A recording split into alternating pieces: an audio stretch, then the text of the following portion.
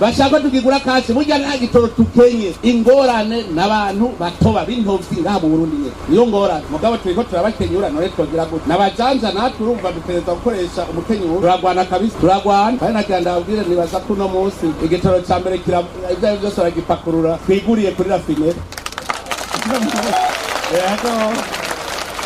kandi nazi ko turafise ubwato butatu buri mu nzira.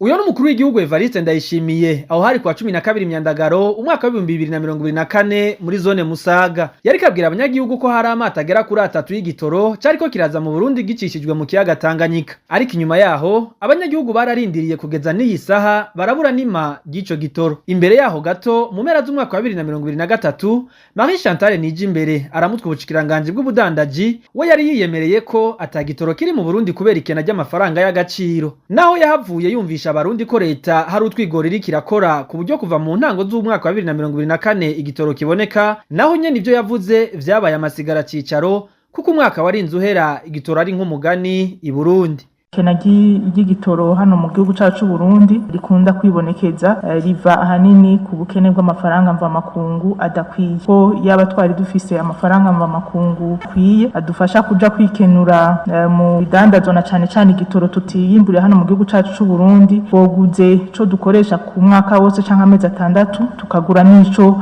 tubika mu bigega vy'inteka kazoza nivyo ntihazi gikwiye ariko nka leta hari utwigoro twinshi tuko turakora kugira ngo dushobore kuronka igitoro kishobora kudusahiriza na cane muri no misi mikuru ndetse no mu mezi ya mbere atangura umwaka wa 2024. Umushikiranganje mu vyajejwe harimo amasoko ntanga nguvu nawe nyene ntiyasigaye inyuma nawe nyene ntiyagiye kure ya mugenzi we kuko yavuze ko ubukene bw'amafaranga mva makungu ariyo mvo y'ikena ry'igitoro naho ariko yari yemeye ko igitoro kiza buke buke gushika n'ubico gike ntigishikira neza umunyagihugu ariko tumenye tugiye tukaraba amafaranga dukoresha kugira ngo turangure ico gitoro n'amafaranga mva makungu kindi twomenya menye ko twigeze gufatirwa ibihano by'agasakisaki w'eri 2015 aho bahagarika kuduha amafaranga mva makungu aza gufasha budget y'igihugu mwumve ko hari igice kinini cy'amafaranga yagiye no babwira ko mu minsi yahera twashobora kuranguza igitoro amafaranga ngana ni miliyoni 15 z'amadolari ariko uyu munsi turi hejuru miliyoni 30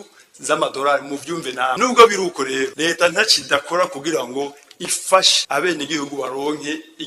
igitoro kiraboneka nubwo kiza gisanga bakinyotewe ari benshi cyane. Inyuma y'iyo mihango yose rero izo ndongozi zagiye ziratanga ku muzo w'igitoro vyarangiye ikena ry'igitoro rimera nk'ingwara idakira kuko kugeza uyu munsi kikiri nk'umuzi wibuye naho leta yavuye ishira hamwe ryitwa Sopebu rishinzwe ibijanye no gutanga igitoro kugira gishikire bose abagendesha imiduga bavuga ko atacigeze gihinduka kuri ico kibazo c'igitoro kimaze igihe carabaye akumiro mu Burundi. RP yatwahamagaye Inosagira uko ishaka aramutwe ushira hamwe Sopebu naco yashimye kubivuga ko inyuma yo kumubwira ico tumukenereye twanarondeye umushikiranganje mu vyajejwe harimo amasoko ntanga nguvu Ibrahim Uwizeye hamwe na Marie Chantal Nijimbere aramutwe ubushikiranganje bw'ubudandaji kugira babwira abarundi aho ivy'igitoro bigeze bose uko ari babiri nta numwe yigeze yitaba telefone yiwe.